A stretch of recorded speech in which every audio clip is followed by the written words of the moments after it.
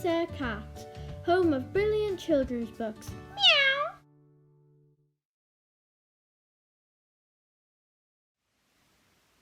Hi, my name's Mark Dorey, children's author and publisher of Sir Cat books, and I'm here to tell you a little bit about storytelling. Now, storytelling is not a new thing. In fact, it goes back thousands and thousands and thousands of years. Before there were any books, people used to remember stories, and they weren't written down. They had to keep them all in their heads. And they remembered the stories, and they would tell them to their families gathered round. And these stories would go down from generation to generation. And this was called the oral tradition. So there was nothing written. It was all spoken word, and everyone would tell the same stories differently as they were passed down through the generations. So let's go back in time and show you a little bit of what I mean.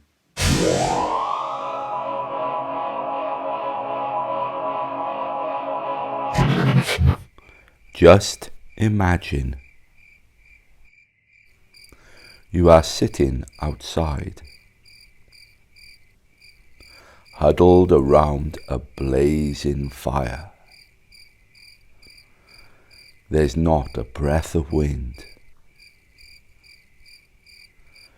There's no TV or radio, no mobile phones, no iPads or computers, and no internet. This is the Middle Ages. The only entertainment you have is the ancient art of storytelling.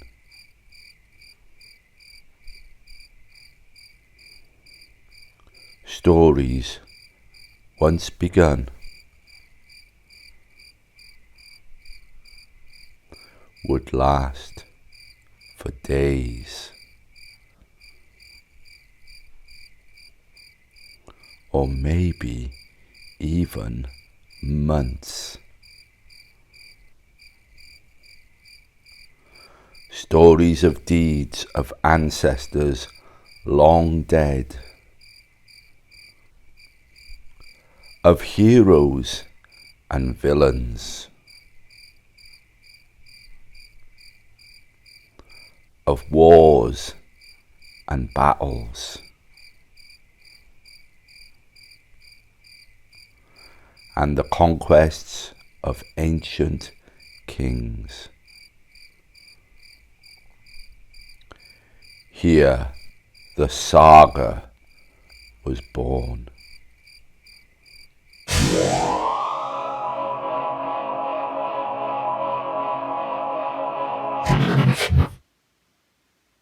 So there you go, sagas, stories which lasted days, weeks, months or even years, told down through the ages, and all in the head, just all in the memory. But storytelling has gone on for thousands and thousands and thousands of years.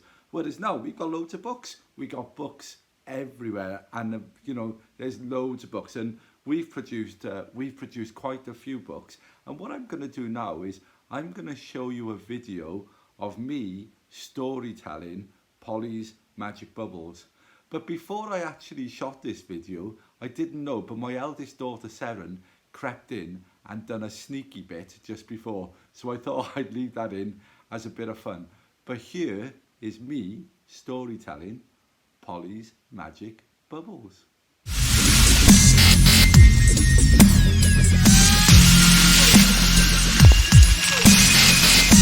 Hello, I'm Dorey, and I'm Mark Dorey's daughter. He's the one that wrote Polly's Magic Bubbles. It's a really good book. You should try it out, like for real. My dad is a great dad, and he's a great author.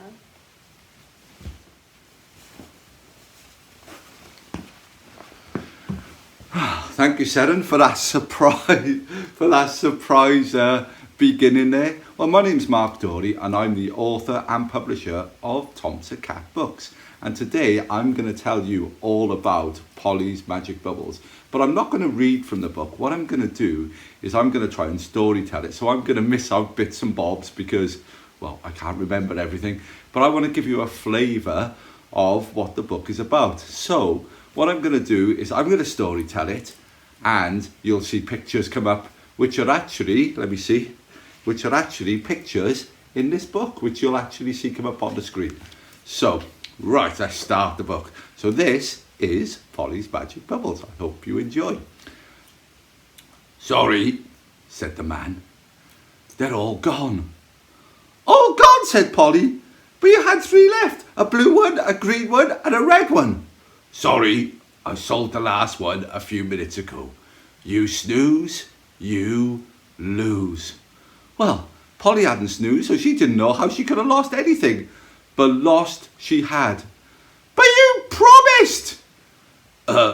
Sorry, said the man. Why don't you come back next week and I'll see what I can do. And with that, he closed his suitcase and shuffled off. Polly stared at the £2.50 in her hand that she was going to use to buy a bubble gun. She stared around the park and there were bubbles floating everywhere. Some of those bubbles most probably from a bubble gun that rightly should have belonged to her. Excuse me, said a voice. Polly spun around and there was a strange old man in an old crinkly smelly suit. I saw you watching the bubbles. You like them, don't you? Now, Polly knew she shouldn't be talking to strangers, so she simply went, I've got some bubbles, bigger and better than any bubble gun. Oh, Polly was getting really look, I really should go. Magic bubbles, said the man, and with that he pulled out a tiny green bottle with a top that shone like the sun. Wow. Thanks, Erin. you wouldn't get many bubbles in there, thought Polly. Bigger and better than any bubble gun, said the man. Look, I really have to... Magic bubbles, said the man. Magic bubbles, thought Polly. How much money do you have? Polly held out her £2.50. I'm not sure whether that's going to be enough, but I would hate for you to be disappointed twice in one day. No, well, I don't know, said Polly. Polly turned around to see where her parents was, because now she was getting really worried. And when she turned back, the old man was gone. Whew. He was a bit creepy, thought Polly. Creepy. He was very creepy indeed, Sharon. He's a bit creepy, thought Polly. I'm glad he's gone. She went to put her money back into her pocket. Her money was gone. And there in her hand was a tiny green bottle with a top that shone like the sun. Wow. Polly looked at the bottle and there was a piece of paper next to it. An old yellow piece of paper. Polly unravelled the paper and there was some writing on it. Thank you for purchasing your magic bubbles. 12 blows but not too hard. Only 12 and no more. Use your last bubbles very carefully. Refunds definitely not available. Polly stared at the note when suddenly a gust of wind blew it out of her hand and it vanished poof, in a puff of smoke. Polly stared at the bottle. Then she unscrewed the top and she took out the dropper. The dropper was crooked like a thin sewing needle with the tiniest of eyes at the end, with a hole hardly big enough to see through, let alone blow a bubble. A gust of wind came and blew the soapy liquid, and the bubble got bigger and bigger and bigger. It was the biggest bubble that Polly'd ever seen. It detached itself off the bubble, off the blower, and it bounced on the floor. And wherever it bounced, it picked up blades of grass and flowers and everything. Polly started running after the bubble when another gust of wind blew it up and out of reach. 11 bubbles left, said a voice. Polly stared, but the old man was nowhere to be seen. Maybe I should blow another one, thought Polly. She began to unscrew the top when, Pollyanna! Her mum was stomping towards her. Pollyanna, what are you doing? Sorry, Mum, I was blowing bubbles. Well, will you come and blow them where we can see you? Now, come on, it's time to go home. And off they went home. A short while later, there was a knock on Polly's front door. A louder knock on Polly's front door. Polly rushed downstairs, opened the door, and there was her best friend, Marcia. Marcia, quick, come in. I've got something to show you. What is it? What's that? Bubbles. Bubbles? Magic bubbles. Magic bubbles! Let me... Shh! Both girls rushed upstairs, and when they were safely in Polly's bedroom, Polly unscrewed the top. But before she could do anything, Marcia was there blowing. And the bubble got bigger and bigger and bigger. Wow, look at the size of that bubble, Paul! It's huge! The bubble bounced around the room. It bounced onto Polly's bed, and there was Polly's teddy, Alfie, sitting on the bed. The bubble bounced onto Alfie and picked the bear up, and Alfie started floating around the room. Look at that, Paul! He's got Alfie floating around the room! The bubble floated all around the room, and when it got to the wall, it went straight through the wall. He's gone straight through the wall, Paul, look! Both girls rushed to the window, and there they could see Alfie floating over. He's floating over the rooftops! 10 bubbles left, said a voice. Marcia, did you hear that? Hear what? Nothing, said Polly. Marcia looked at Polly with eyes as big as saucers. Let's blow another one. Well, I'm not sure. There's nobody. Oh, let's blow another one. Well, there's nobody. Oh, please. Okay, said Polly. But I'm gonna blow it. Okay, so Polly took out the blower and she began to blow, and the bubble got bigger and bigger and bigger. It's bigger than before, Paul! What's this? Marcia jumped up and was floating in the bubble. Look at me, Paul! I'm flying! Marcia, I'm not sure if this is... But I'm flying, Paul, look!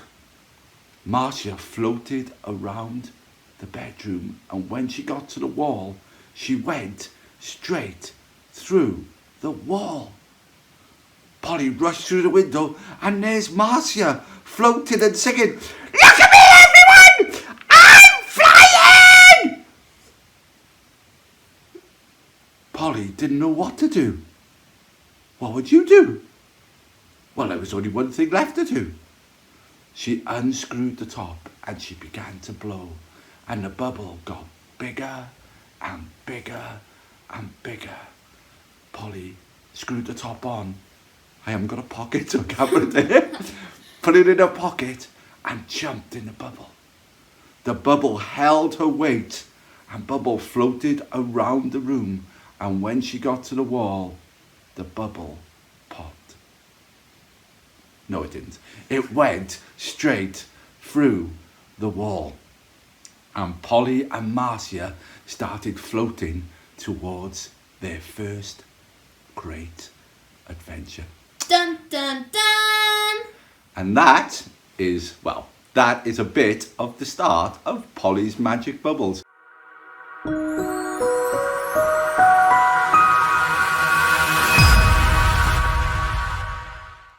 So there you go. That was storytelling. As I say, it's not reading from the book, it's just trying to remember the outline of the story.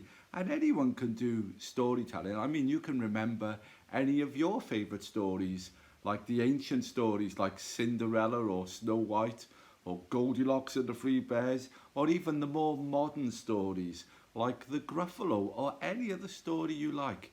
But it's all about trying just to get a flavour of the story, and whenever you're storytelling, to, don't just go once upon a time, just put some life in it, put yourself into the story, because when you're storytelling, you become part of the story, and the more you become part of the story, then the more that your audience or your readers will become part of the story too. So if they're reading a book, put yourself into your words. But if you're storytelling, if you use all your emotion and everything else, they become part of the adventure, and your mind will just create all these wonderful, wonderful, wonderful pictures. So storytelling is a little bit nerve-wracking. It is a little bit nerve-wracking because you're thinking, will I ever remember what the story is about? But the key is to enjoy it, and make sure whatever you're storytelling, as with all good stories, it has a beginning, a middle, and an end. And as I said, if you do enjoy it, if you enter into the spirit of storytelling, whether you're storytelling verbally, orally, using your voice, or whether you're writing a story and putting everything into it to conjure up all these pictures in your hearers or your readers' minds, then you will have a great story and you will be a great storyteller. And the thing is, it is fun. It is fun when you're sort of telling a story and you can see your audience there and they're sort of going like this. So it really is wonderful. Well, as I said, I story told there Polly's Magic Bubbles. And if you would like to see any of our books, you need to go to www.tomsacat.com, because none of our books are actually in the shops. They're not on Amazon or anything else. Even though they're listed on Amazon, they're not available on Amazon, simply because I can't afford to put them on Amazon because our margins are so small on the books. So if you're interested in any of our books, please go to www.tomsacat.com. And I hope you've enjoyed this little lesson, this little story about storytelling. Now, here's the thing. Are you going to do it? Are you going to do your own stories? Go on. You'll love it. Tom Sir Cat, home of brilliant children's books.